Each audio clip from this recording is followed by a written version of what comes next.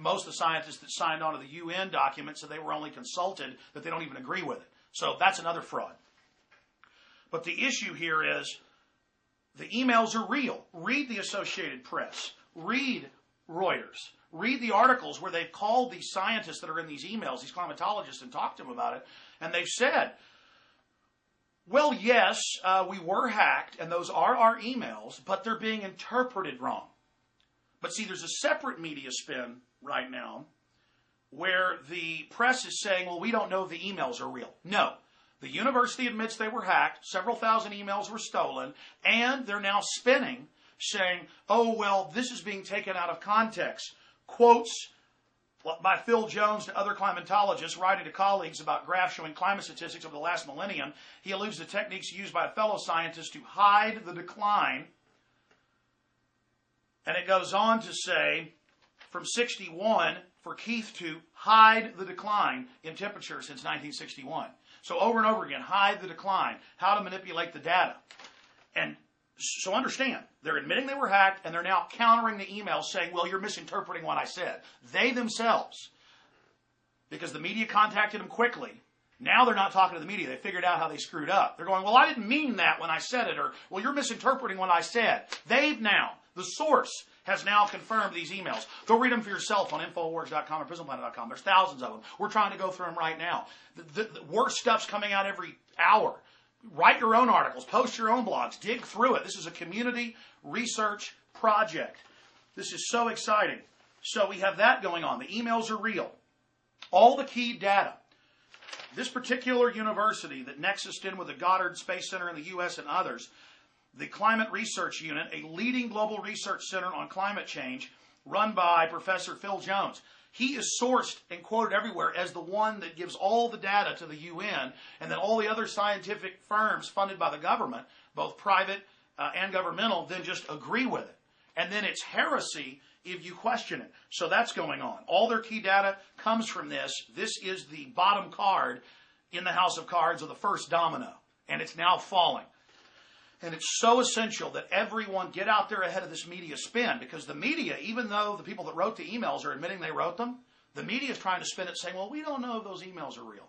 And I predict the establishment's now going to insert fake emails in the coming days to try to disease the entire honeypot so that the media can then come out and try to discredit it. Kind of like it's admitted that Bush didn't go to a lot of his Air National Guard duties, but then some fake documents were put out by Karl Rove that CBS picked up, then discrediting the whole thing. So look for that trick. We know how they operate.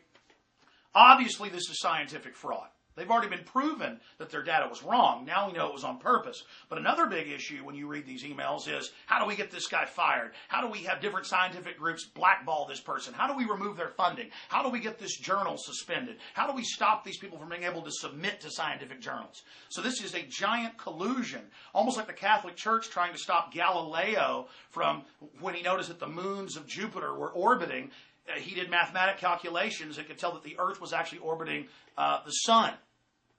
So we have that going on. So incredible intimidation. They need to be raided. Their hard drives need to be grabbed. Their filing cabinets, their communiques, because they're pushing for a global government, global tax through all of this. An international system to control our lives. We're going to play that Von Rompuy clip here. 2009 is also the first year of global governance, with the establishment of the G20 in the middle of the financial crisis. The climate conference in Copenhagen is another step towards the global management of our planet. Our mission, our presidency, is one of hope, supported by acts and by deeds. You look at the new head of the European Union. He is on record saying first year of global governance through the Copenhagen Treaty and the carbon tax. He's also quoted as calling for global management of the planet through the environmental crises. That's why the big banks, JP Morgan Chase, Goldman Sachs, the Bank of England, all the money people are funding the climate change system, because then they get to have a global government that manages and taxes the life-giving gas, carbon dioxide, that plants breathe. So we need a real investigation. And we know why there's all this fraud. We know what their goals are. Listing what plants breathe, what all human activity produces as a toxic waste that they can regulate. It gives them total control over every facet of our lives. And they're in the news saying that they're going to decide what technologies can be developed, what technologies are going to be banned. London Guardian, global body needs to direct green technology. G77 says, developed nations call for UN body to police battle on climate change. So that's going on.